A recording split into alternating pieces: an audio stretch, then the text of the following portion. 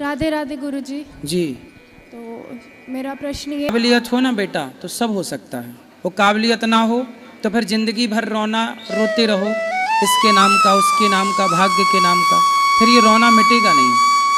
तो गुरुजी जैसे कि अगर मेरे को कहीं एडमिशन लेना हो आगे पढ़ाई के लिए तो एडमिशन भी नहीं मिलता है गुरुजी मेरे को। एडमिशन क्यों नहीं मिलेगा? जो अच्छे कॉलेजेस हैं उनमें बात करो। हमेशा मेरे कार्य में हमेशा गुरुजी अड़चन आती है। मैं जब से विद्यार्थी हूँ 11वीं कक्षा से, अभी कितनी पढ़ाई शेष है आपकी? मेरी पोस्ट ग्रेजुएशन पेंडिंग है अभी। तो उसे ठीक करो, पढ़ाओ, पढ़ो ना, पढ़ते भी रहो और पढ़ाते भी रहो और हिम्मत ना हारो।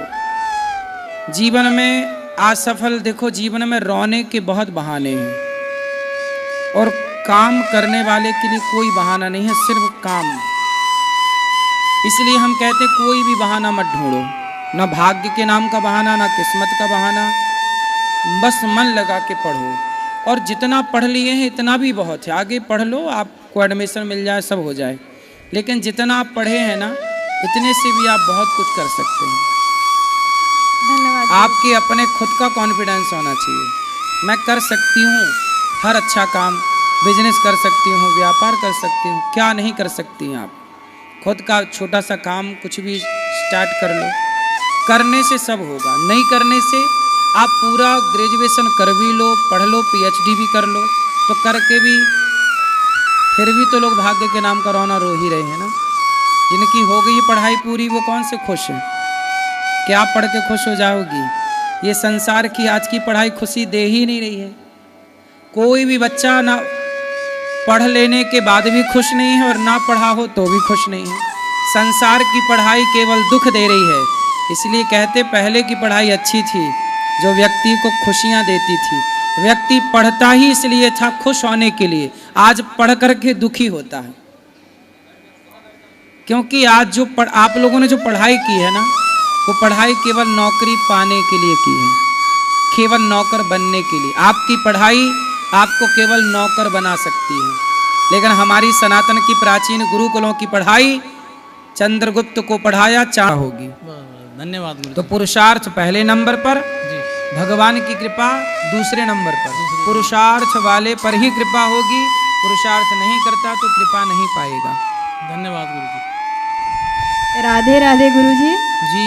आपके श्री चरण। बच्चों को रखना मतलब बहुत जिम्मेदारी है। तो गुरुजी कब इसलिए आपका स्कूल खुलेगा, ये जो आप बोल रहे हैं? जल्दी मैं प्रयासरत हूँ, आगे हर इच्छा पर होगा जरूर।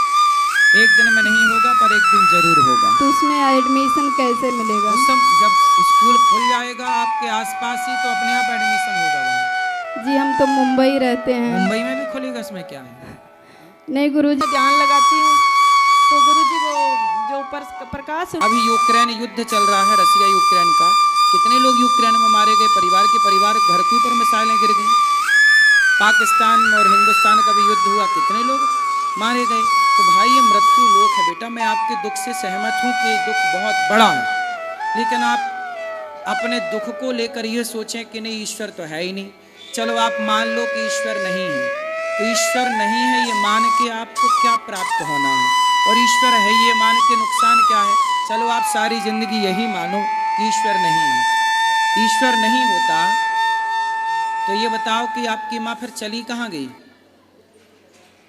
कहाँ चली गई? मर के आदमी जाता कहाँ है? बताओ फिर उत्तर दो, कहाँ जाता है मर के? तुम्हारी माँ कहाँ चली गई? लोग कहते को नहीं मानती।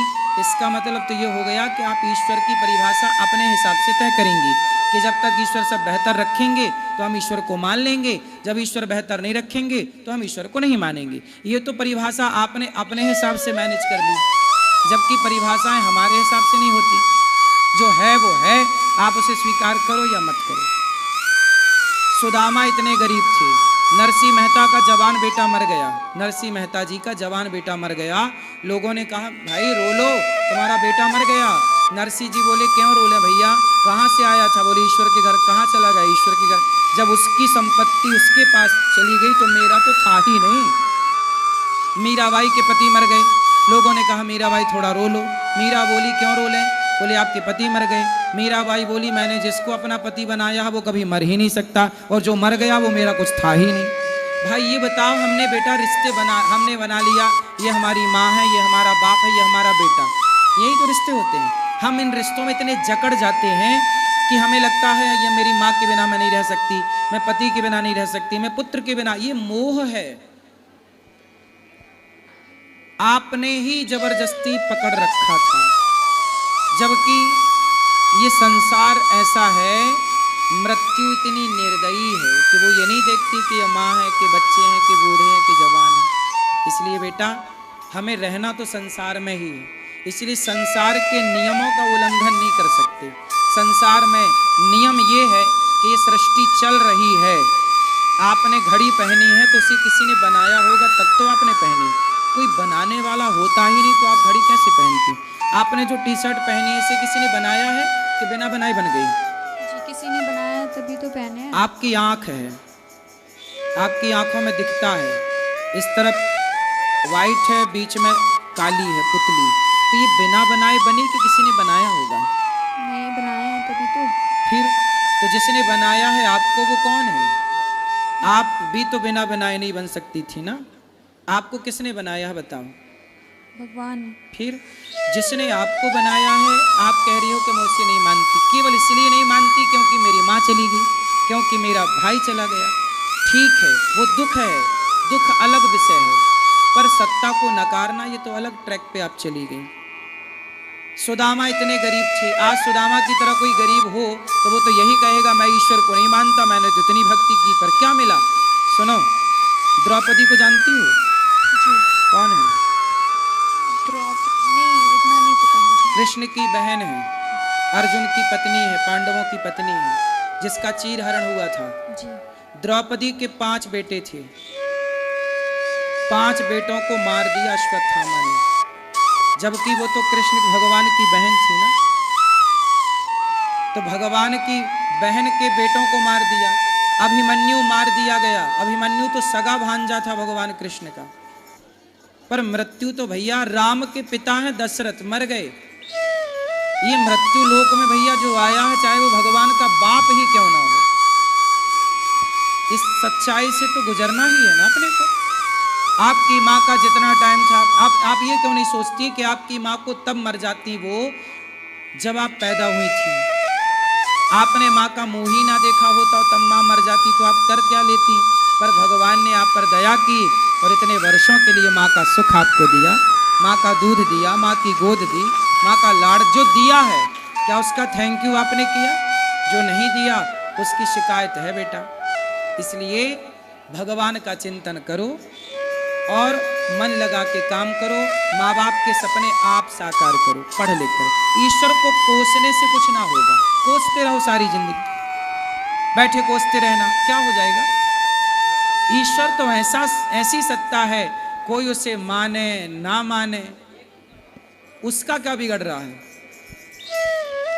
ईश्वर अपने, देखो आप ये क्यों नहीं सोचती हो, जो व्यक्ति कोई पाप करता है तो उसके पाप का दंड उसे मिलना चाहिए कि नहीं? मिलना चाहिए। मिलना चाहिए।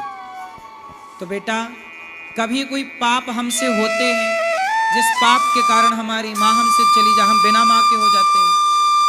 अब जो बच्चा पैदा होती उसकी माँ मर गई, क्यों मर गई भैया? इसको माँ का प्यार नहीं मिला, मतलब इसके भाग्य में माँ का सुख था ही नहीं। क्यों नहीं था? क्योंकि इसके पिछले जन्म का कोई ऐसा कर्म रहा होगा जिस कर्म से इसकी माँ का सुख इसे नहीं मिलना था।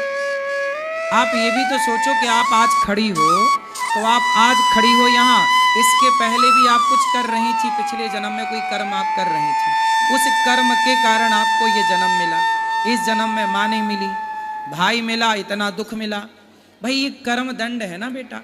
भीष्म पितामह ने बाणों की सैया पे क्यों लेटे? क्योंकि पिछले किसी जन्म में सांप को फेंक दिया कांटों के ढेर में। जब हम कोई पाप करते हैं तो पाप का दंड हमें तो मिलता ही है ना बेटा, दुख के रूप में। आपको दुख हो रहा है तो ये दुख क्या है? आप ये क्यों नहीं सोचती? आप कहती हो मैं ईश्वर को नहीं मानती, आपने ये क्यों नहीं सोचा कि ये मेरे किसी जन्म का कोई पाप रहा होगा, जिस पाप के कारण ही मुझे पाप ही दुख देता है, पुण्य सुख देता है। ये प्रकृति का, ऐसे कोई मानो ना मानो पर अटल सत्य यही है कि हमारे पाप हमें दुख देते हैं हमारे पुण्य हमें सुख देते हैं। बात समझ में आई? जी। इसलिए यही है हिसाब ईश्वर का, यही है न्याय।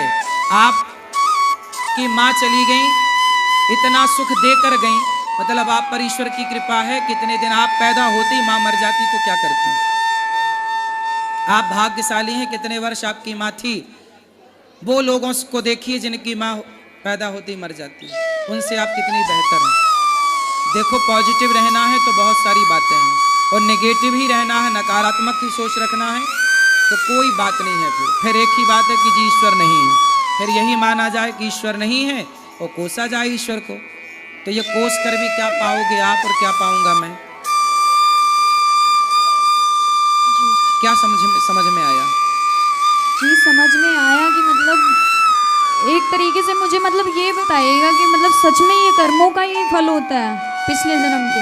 भाई बिना कर्म किए तो आपको नंबर नहीं मिलते, 10वीं से 11वीं में नहीं जाती हैं। आप कर्म ना, आप लिखो मत कॉपी में तो आपको मिल जाएगा नंबर। ये चीज़ तो मुझे पता है कि जब तक कर्म नहीं करेंगे तब तक फल नहीं मिलेगा। ये जो पिछले जन्म का इस जन्म में मिल रहा है, इसका क्या कनेक्शन है? अच्छा ये बताओ, एक समय पर दो बच्चे पैदा होते हैं। एक अंबानी के घर पैदा हुआ, बड़े आदमी के घर, और एक फुटपाथ पर पैदा हुआ। एक ही दिन, एक ही तारीख, एक ही दिन दो बच्चे पैदा हुए, एक अमीर के घर, एक गरीब के घर।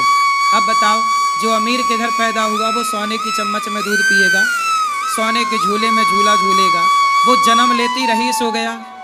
और इस गरीब ने फुटपाथ पर पैदा हुआ, साड़ी का झूला बांधती है माँ। अब बताओ बेटा, दोनों एक साथ पैदा हुए थे, पर एक गरीब हो गया जन्म लेते ही, गरीब के घर पैदा होके, एक अमीर हो गया अमीर के घर। अब ये बताओ कि उन बच्चों ने तो अभी कोई कर्म भी नहीं किया, पैदा ही हुए हैं, और पैदा होती कोई अमीर हो गया कोई गरीब। क्यों हो गया? सब अमीर होते फिर या सब गरीब होते? क्यों बेटा, उत्तर दो। एक तरीके से कर्म ही होगा। कर्म, पिछले जन्म का जो कर्म था उसके कर्म ने उसे अमीर बना दिया, उसका जो कर्म था उसके कर्म ने उसे गरीब बना दिया। तो ये कर्मों का ही पूरा खेल है बेटा, वरना सबना बड़े घर पैदा हो, फिर कोई गरीबी ना रहे, फिर कोई भूखा क्यों मरे, फिर किसी को फोड़ा फुंसी क्यों हो, रोग कोई अपाहिज क्यों होता है, कोई पैदा होती लंगड़ा होता है, कोई लंगड़ा है, कोई अंधा है, कोई क्यों, कोई अंधा क्यों है? पैदा तो सब माँ के पेट से हो रहे हैं ना, फिर कोई अंधा क्यों हो रहा है, कोई लंगड़ा लूला क्यों पैदा हो रहा है? क्योंकि वो अपने कर्म दंड भोगने आया है। ये कि तू जाएगा पर एक कदम चल नहीं पाएगा, ये कर्म दंड है बेटा। पिछला जो हम आपको आज सताएंगे, एक बात बताओ, आज हम आपको सताएं, पकड़ के मारें और पकड़ के आपको